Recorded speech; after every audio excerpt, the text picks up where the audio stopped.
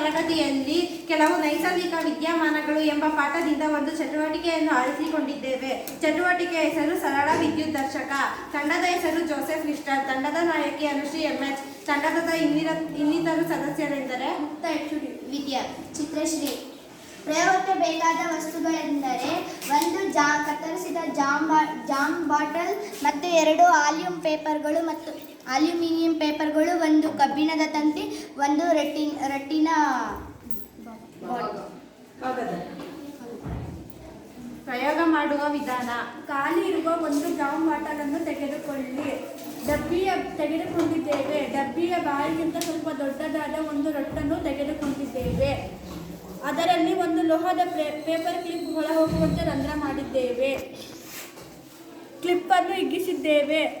4 centimetre × 1 centimetre ಹಾಳೆಯ 2 aluminium ಹಾಳೆಗಳನ್ನು ಕತ್ತರಿಸಿಕೊಂಡಿದ್ದೇವೆ ಮತ್ತು ಚಿತ್ರದಲ್ಲಿ ತೋರಿಸುವಂತೆ ಕಾಗದದ ಕ್ಲಿಪ್ಗೆ ತೂಗು ಹಾಕಿದ್ದೇವೆ.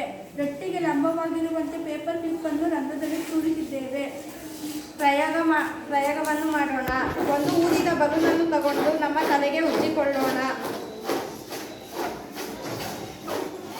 ಅದನ್ನು ರೊಟ್ಟಿನ ಮೇಲ್ಭಾಗದಲ್ಲಿರುವ ತಂತಿಗೆ ಸ್ಪರ್ಶಿಸೋಣ.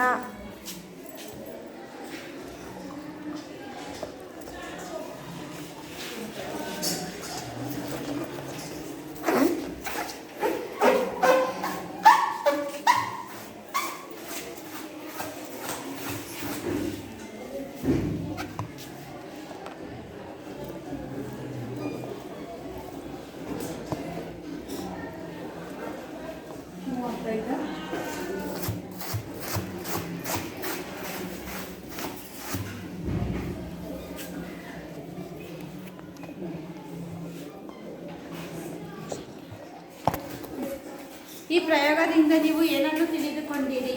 ಅಲ್ಯೂಮಿನಿಯಂ ಕಾಗದದ ಪಟ್ಟಿಗಳು ದೂರ ಸರಿಯುತ್ತವೆ.